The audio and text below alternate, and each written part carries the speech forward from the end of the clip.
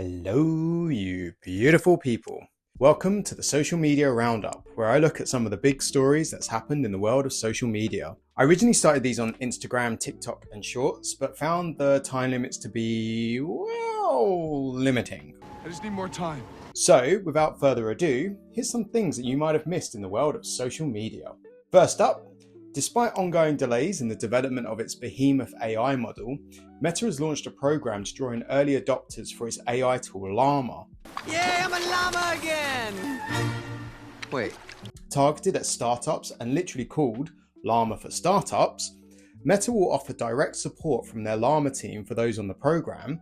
And not only that, participants could potentially receive $6,000 a month for up to 6 months to help offset any additional costs from using Llama as part of their Gen AI efforts. Llama has had over 1 billion downloads since its launch in 2023. Whoa, that's a lot of people.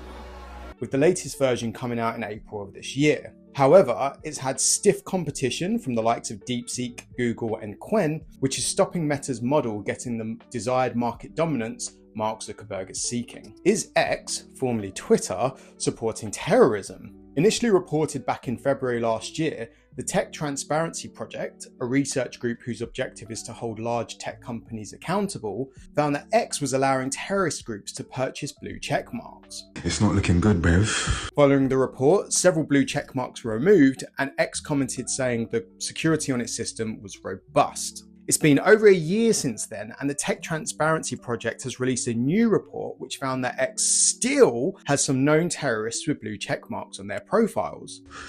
It's not looking good. This includes people and groups that have actually been sanctioned by the US. Now, X policies state that sanctioned people or groups are prohibited from buying check marks. But not only do these accounts have the little blue ticks, they've even been verified, which means these accounts have actively been reviewed as part of the process. At the time of filming this, X has yet to comment on the Tech Transparency Project's new report. Going back to Meta, the social media giant wrapped up its defense this week in an ongoing antitrust case. The defense rests. Brought forward by the Federal Trade Commission, or FTC. Launched in 2020, where Meta was still called Facebook, the initial allegations stated that Meta illegally gained a monopoly on the social media market by purchasing Instagram and WhatsApp. The FTC argues that the purchases weren't made to improve customer experience, but to reduce competition for Meta. Meta argues against this, stating that both apps have been elevated in ways that just wouldn't be feasible if they hadn't bought them. I upgraded it.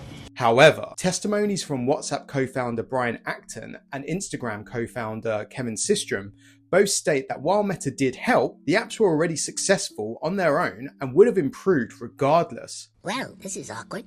Kevin Systrom also indicated that Mark Zuckerberg actually choked Instagram's growth to stop it from hurting Facebook engagement. Now, TikTok of all things could actually be Meta's saving grace here. Didn't see that coming. It was barely a player in 2020 when the FTC first launched their case, but the Chinese-owned app's growth has been a big part of Meta's defense. Interestingly, Meta had been a big lobbyist of getting TikTok banned in the US, but recently Meta's gone suspiciously quiet on banning TikTok. Some have speculated this silence is purely due to TikTok being useful to Meta, improving that they aren't the only big player in the social media world. If the FTC win this case, Meta could be forced to sell both platforms. Finally, is your child safe on Instagram?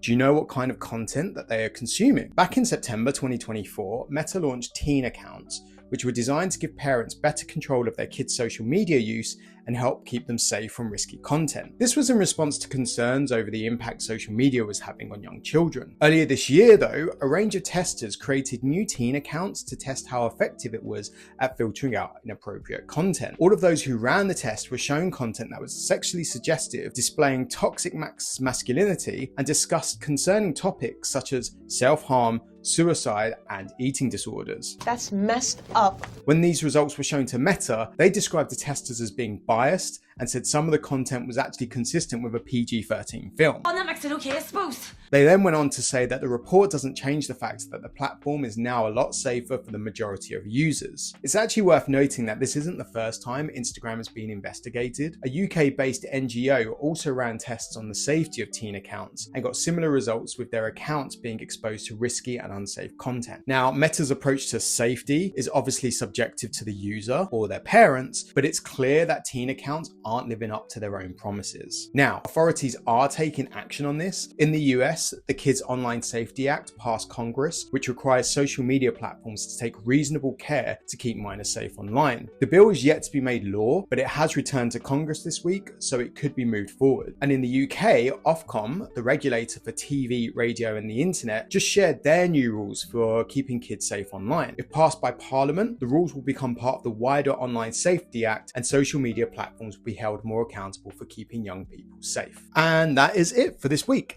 If you enjoyed the show, please do leave a like, and I'd love to hear your thoughts on the stories covered today in the comments below. I'd also really appreciate if you hit that subscribe button and the alert bell to make sure you don't miss future roundups. Otherwise, ciao for now.